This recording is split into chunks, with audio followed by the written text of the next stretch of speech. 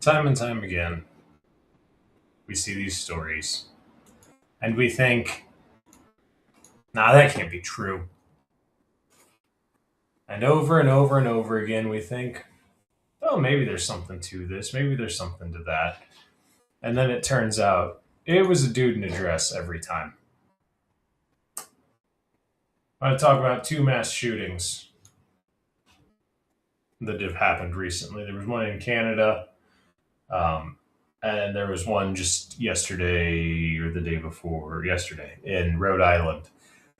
And then I found this article about this teen in tactical gear that decided to charge the Capitol. That's dumb. Don't charge the White House or the U.S. Capitol with a loaded shotgun. You're gonna die.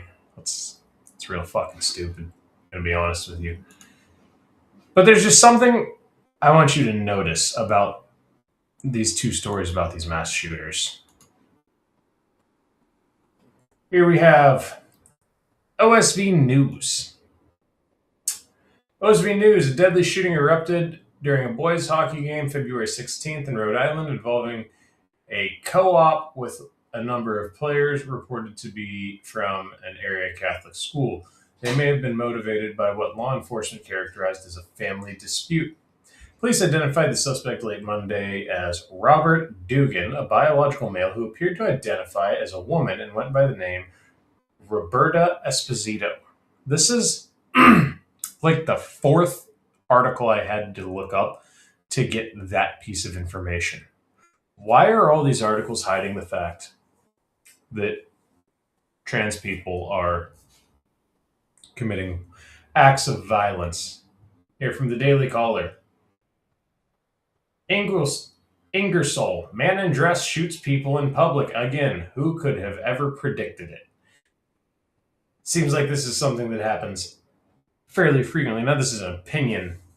This is an opinion article, but the facts are that this was a man in a dress. Here we have CBC. We know at this point that the Canadian mass shooter was trans. Mass shooting in Tumbler Ridge, British Columbia, leaves 8 dead, including 6 children, and a nation in mourning.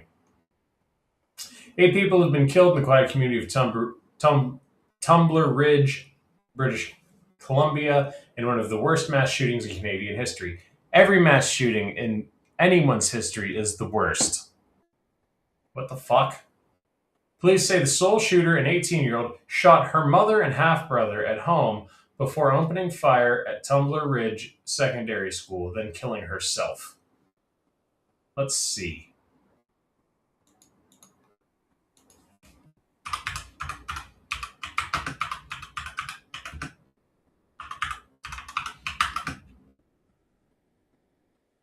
I hate giving these people.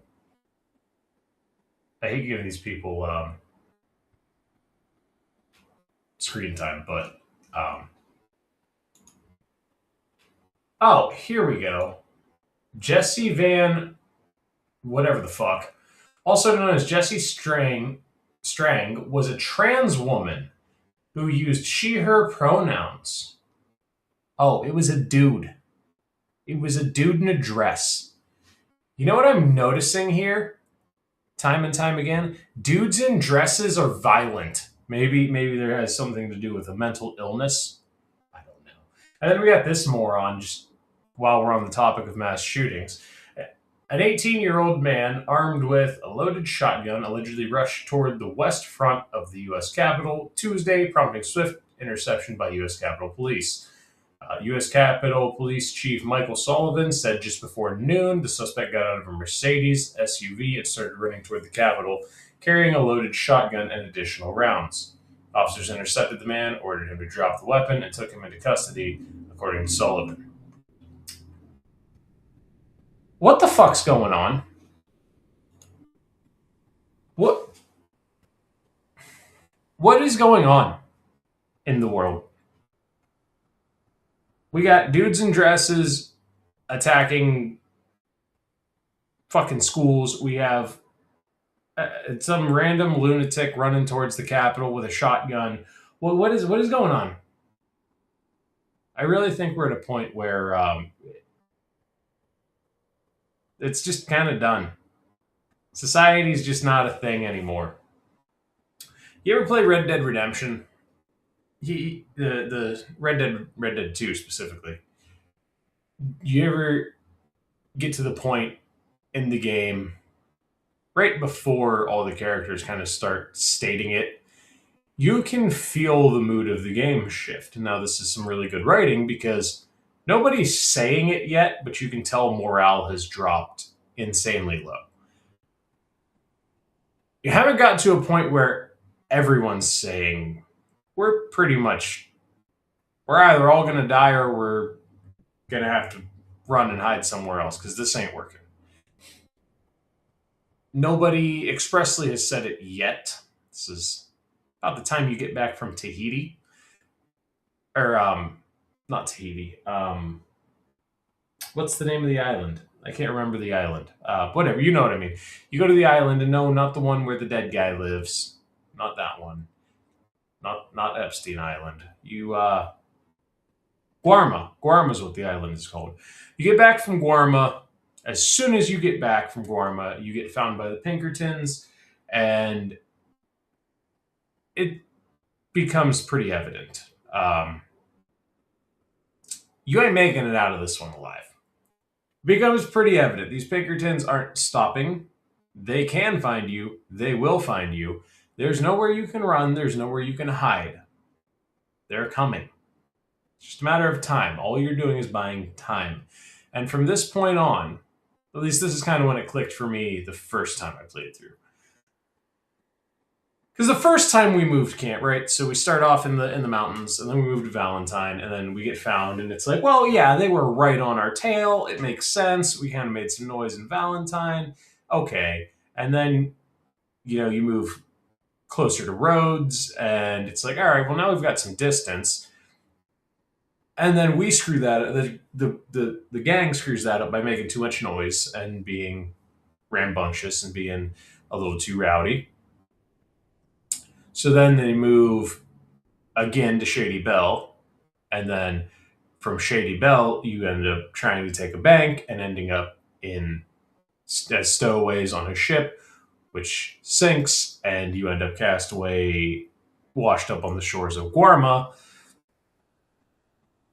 And when you get back from Guarma, it starts to dawn on you. We're not making it out of this one. They found us everywhere we've gone. Maybe we should have just stayed on Guarma. But what about everybody else? Everybody else would have died. Everybody else would have been killed by the Pinkertons.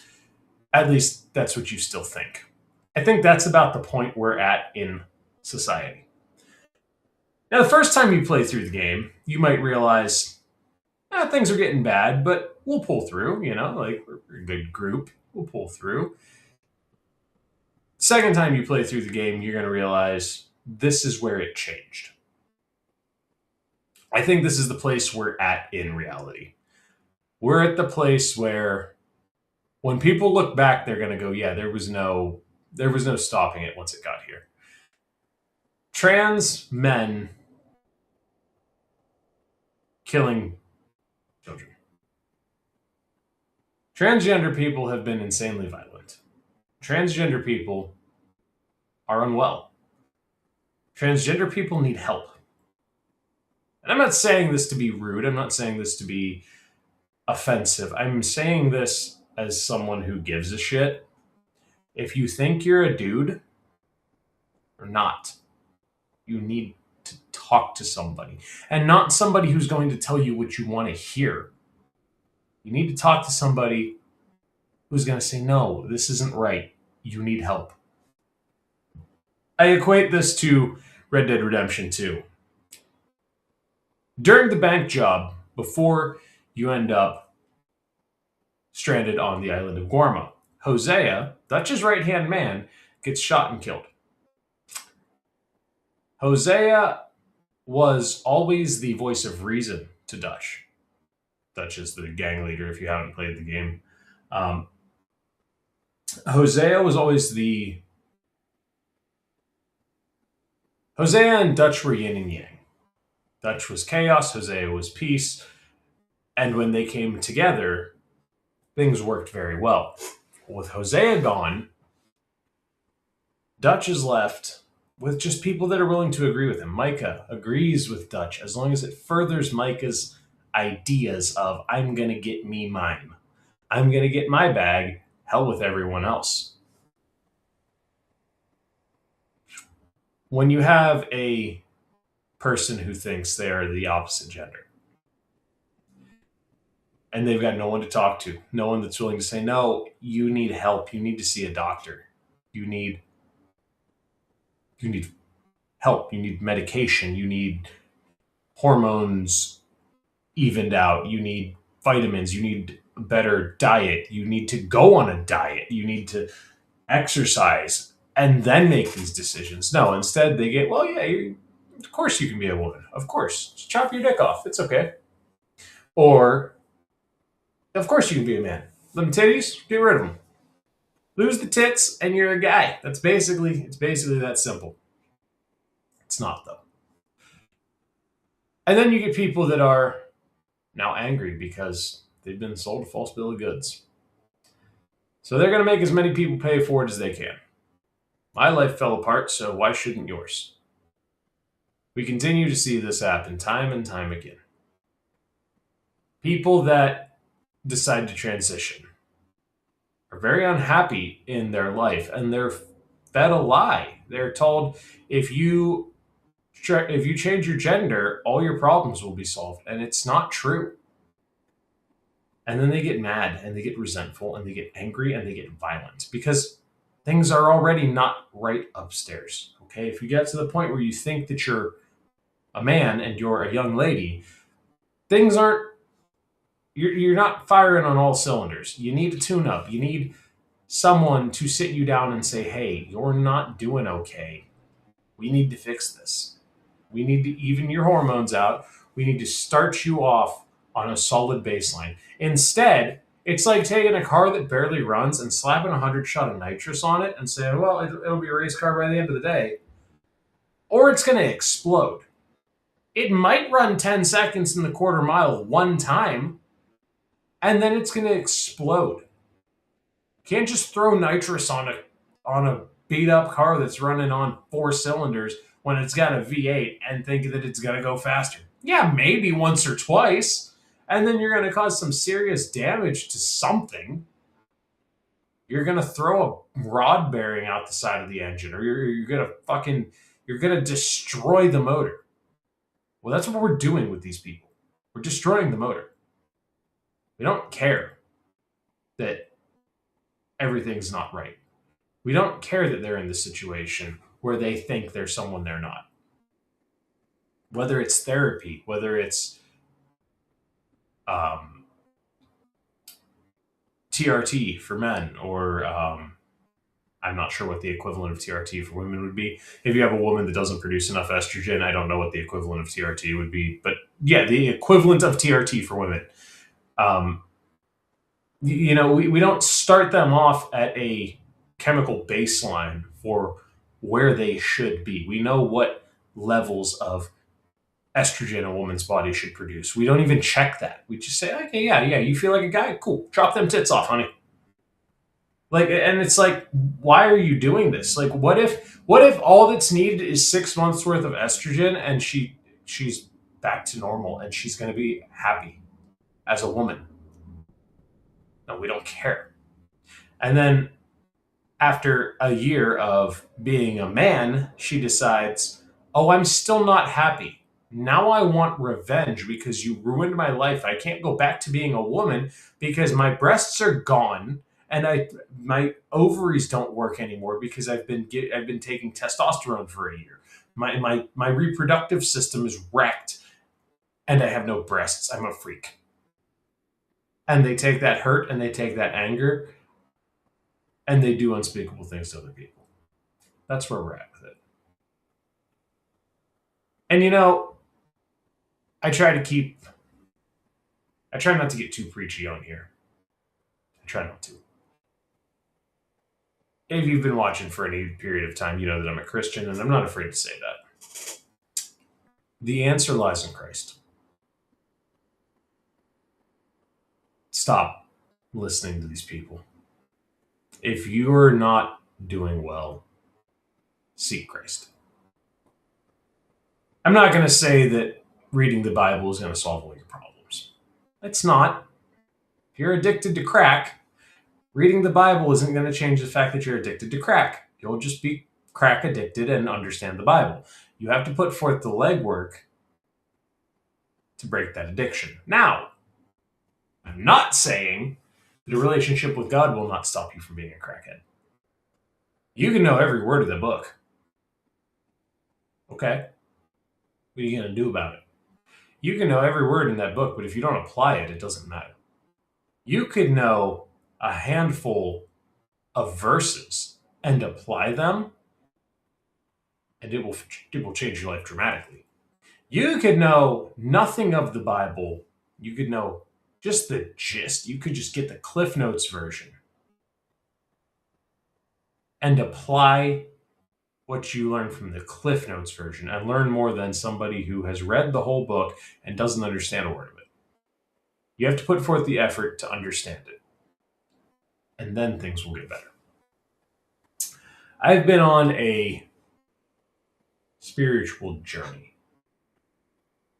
I personally am not as big of a reader as I used to be.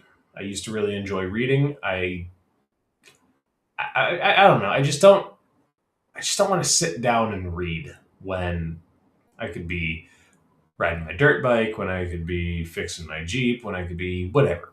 Pick whatever thing I want to do. And I'm not necessarily prioritizing those things over reading. It's just like if I don't have an opposition to reading, it's just that I could listen to a book while I go ride my dirt bike. I could listen to a book while I'm working on a car or while I'm on a hike. I can do both things. And there's been times where I'll listen to the Bible while I drive, while I'm at work. It's not the same as reading it, though. My point, though, I have taken to, when I have questions, I look up what verses address this question, and I read those verses. Because I know I'm not a good reader, and I know I'm not great at dedicating time to read every day. However, when I really need an answer, and I don't know, I'll look up what verses address, we'll just say alcoholism. What verses address drunkenness? And I will then go read those verses. I will read, if it says, this book, this chapter, verse this through this. Okay, I'll go read that book, that chapter, that. And sometimes I'm more confused and I have to read that whole book to understand what's going on because I don't know who's who. I don't know what's going on. Through consuming content where people have explained this book is this person talking. This book is this person's thoughts. This book was written by this person. That aids in my understanding, as well as just listening to people talk about the Bible, as well as reading the Bible, as well as understanding that everything in the Bible is an interpretation by man. You read the Bible and you interpret it. Okay, so the Bible says drunkenness is a sin. Well, some people say you can't touch alcohol unless it's communion. Well, that sounds kind of hypocritical, doesn't it? Well, yeah, but it's not hypocrisy because wine is the blood of Christ.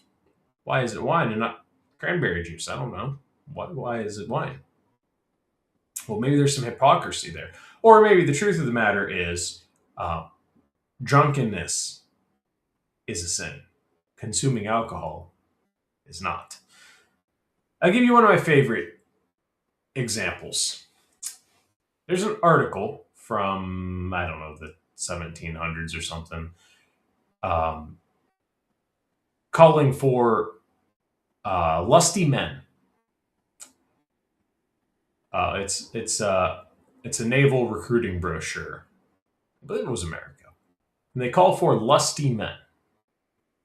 Lust in this context meaning adventurous. And it has me wondering, lust is a sin. Are we talking about sexual lust as we look at it today? Or are we looking in the completely wrong context because it's 2025 and we're stupid? It's 2026 and we're stupid. See, I told you we were dumb. We don't even know what year it is. Are we looking at something in a different context? Okay. We look at the Bible and we say, the Bible teaches us as men to be fierce providers for our families, to be protectors of our families, to be warriors in a garden, willing to live and die for our families and Christ. That's the gist of it. So, and it makes sense either way that lust would be a sin because lust in the sexual context takes you away from your wife. Lust in the adventure context takes you away from your home. If I lust for adventure, I yearn to go places. I'm doing one of two things. I'm either taking my family with me and exposing my family to the elements where they might die.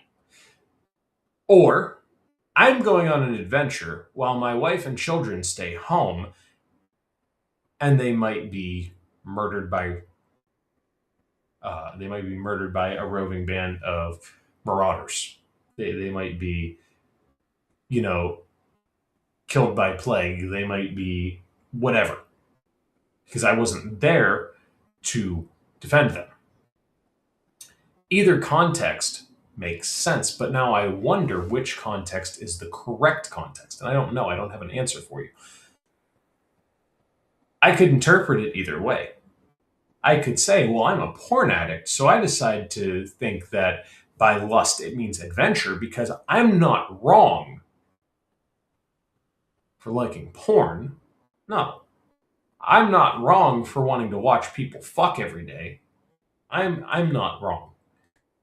The Bible's wrong. You're wrong for interpreting it to mean sex when it means adventure.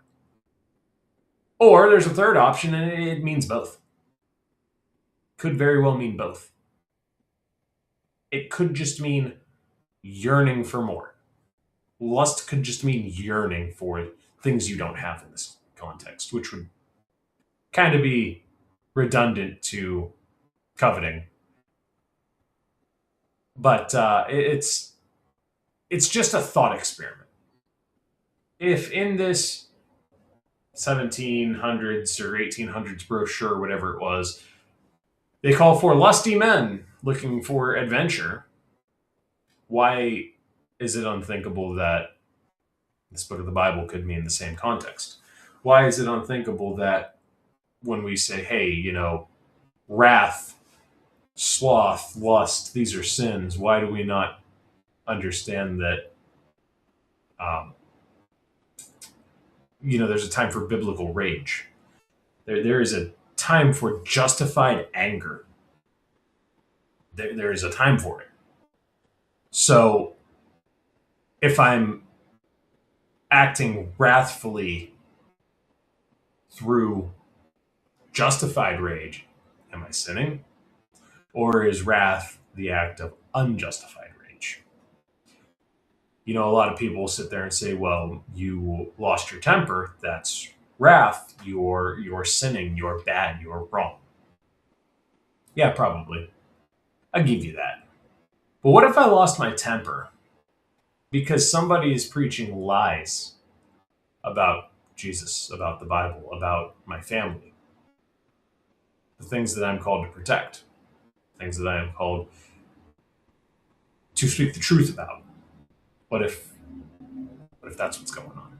Then is my wrath a sin? I don't know. I like to look into these things, and maybe there's an answer in the Bible somewhere. Maybe, I don't know. I just think that there's only one answer to solve these problems because look, we're never going to change the fact that Epstein was doing pedo shit, and now it seems like Trump is protecting him. We're not going to change the fact that Pam Bondi's a moron. We're not going to change the fact that it seems like nothing's going to get done because nobody cares about you and me. But what we can change, what we can control, is our lives. We can control what we do with our time on this earth. Can't control the fact that we're going to die. We can't control the fact that it's all going to end one day. We can't control the fact that we can't control anything. The only thing we can control is what we do with our time here. Lately, I've been taking the approach, it's a Japanese method, I forget what it's called, of being just one little tiny bit better today than you were yesterday. So I started with eating an apple. Just an apple. I thought to myself, what could I do today that is so easy, takes nothing, no effort, and I could do it tomorrow, and it will take no effort, and it's so easy. What can I do today that I can do tomorrow that takes no effort? I don't have to change my life. Just one little thing. And for some reason, in the back of my head, the saying, an apple a day keeps the doctor away, popped in the back of my head. And I was like, I'll eat an apple. I'll eat an apple tomorrow. Now, tomorrow took a couple days because my wife didn't run to the store to grab apples for a couple days, but whatever. I explained to her what I was doing. And she was like, yeah, next time I'm at the store, I'll grab some apples. I was like, cool. So a couple days later, she comes home with apples, and first week, crushing apples. Second week, I forget my apple like 3 days in a row. And right when I was about to give up, right when I was about to say, never mind, this is stupid, I remembered, because I heard about this from a YouTube video, I remembered that the man in the story in the YouTube video, his thing was drinking a glass of water. Well, he did it for about a month, and then he just kind of stopped drinking his glass of water in the morning. And he almost gave up, and he went to his doctor, and his doctor was the one that told him about this method. And his doctor said, well, did you give up? And he goes, well, no. I drank my water today, but I didn't drink my water yesterday or the day before. So I screwed it all up. And the doctor asked him, well, if you screwed it all up, why did you drink your water today? And he's like, well, I don't know. I just did. I just drank my water today. And the doctor's like, well, you didn't screw it up. You stumbled, you're moving forward. So I stumbled. I missed a couple days. And I'm back on track to eat my apples every day. After 2 weeks, I started doing pull-ups. Just 4 pull-ups. That's it. I do 2 this way, 2 this way. That's it. This week I started doing 4 pull-ups twice. In the morning when I leave for work, and in the afternoon when I get home, which I still have to do my afternoon ones. So that's 8 pull-ups a day. And then maybe next week it'll be 5 sit-ups. I don't know. I haven't planned it out for next week yet. I haven't gotten there yet. But my point is, one step at a time. You make yourself better. And the easiest way to make yourself better is to find your relationship with Christ. Yes, get healthy. Yes, get in shape. And I encouraged my friend Mike to do this. I encouraged my wife to do this. And they're both on board with it, and they're both doing it. My friend Mike's drinking water. That's all he's doing. And I told him, I said, that's fine, dude. Just drink water. But in a couple weeks, you got to add something. You got to do the next step. You can't just drink water forever. You got to add the next step. So maybe instead of eating lunch at work, maybe you eat breakfast at home, skip lunch at work, and eat dinner when you get home so that you're just eating less. Because I know when I drive, I like to snack. I get real bored, I like to snack. It's a bad habit, but it's a habit that I broke for the most part. But yeah, sometimes I still snack. But I don't snack every day. And it used to be bad. It used to be like a bag of chips, like bag of Funyuns, Reese's Pieces, gummy bears, like all day. Just crunching on something. At one point, I was eating like 2 bags of gummy bears a day. And I love gummy bears. I don't know a grown ass man that doesn't. I have like a pimple on my arm. It's very irritating. I don't. I can't leave pimples alone.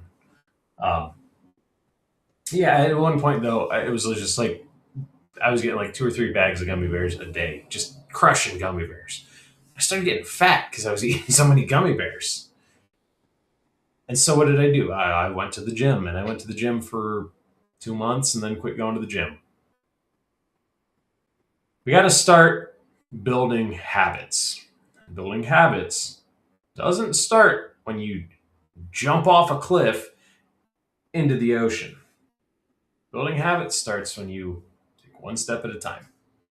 In the story I listened to, the guy started with a glass of water, and then he started with a walk to the store, or with a walk to the mailbox, and then he moved it on to a walk to the store, and then he moved it on to a walk to the store with his daughter, and then he moved it on to a walk around the block, and then he moved it on to a couple miles a day, and then he just kept another step, another step, another step.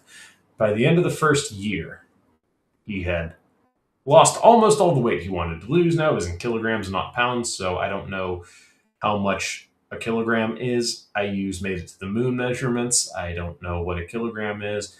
I don't know what unit of speed they use in like Canada. I assume it's like moose per a. I don't know.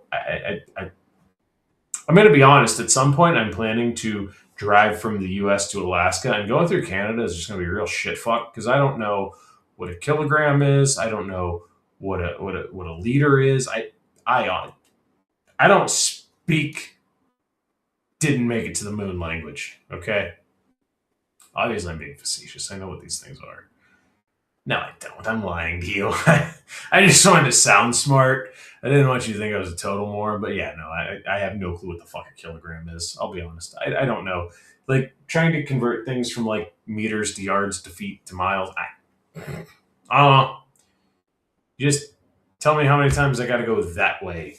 I don't know. I'll figure it out. I just my point is just be one step better than yesterday. So if that means you're struggling with something and you look up what Bible verse to read and you read that Bible verse. Maybe you read that Bible verse one time and you're like, okay, cool, I got it. Maybe you read that Bible verse every night. Say you're struggling with addiction and you read a Bible verse about addiction and you read that every night. Every night. That stops you from doing whatever. And you start reading that whole chapter every night. Then you start reading that whole book every night. Then you read the next one. Or you wait until the next struggle arises and you do the same thing. Pretty soon you've read the entire Bible. That's kind of my plan with it is as I go, the more I read, the more I struggle, and the more I read, the more I want to read. I think in this world of pedophiles that run the governments and sick people that need help that are murdering other people, insane people that are killing people over politics, I think it's time that we tell the truth here. And the truth is Christ fixes things. Find a relationship with God. And maybe it's not my God. Does that make me sad? Yeah. Obviously, as a Christian, I want more people to be Christian. But maybe you decide to be Buddhist or I don't know, whatever. It doesn't matter. Find a relationship with God. Preferably mine because, I want to be right. Well, my God's pretty cool. I would enjoy if you enjoyed my God, but just find a God. Just find a God. Preferably mine. Preferably find Jesus. Pretty cool dude. Really funny. Like really funny. But yeah, that's all I got. I didn't mean to get all preachy on you. I usually don't because I, for the most part, don't know what the hell I'm talking about. But it's just something that's been weighing on my mind and felt that I needed to say it. So, yeah, find God. It's a cool thing. It's a cool thing to do. And the worst case scenario, you're one of those people that says when you die, it's just shut it off, you're done. Worst case scenario, you're right. You found God, you found a purpose, you lived with a purpose, and you weren't a terrible person. Worst case. So, you know, I mean, worst case. That's all I got. I'll see you all in the next one. I hope you enjoyed. If you did, leave a like and a comment and a share and all those things. Let me know because I don't get any input from YouTube. So Rumble's the only channel. Like I'm pretty sure I'm shadow banned on YouTube. Rumble's the only channel I get any interaction on. So let me know. Let me know if you see this, and if you're on YouTube, let me know. But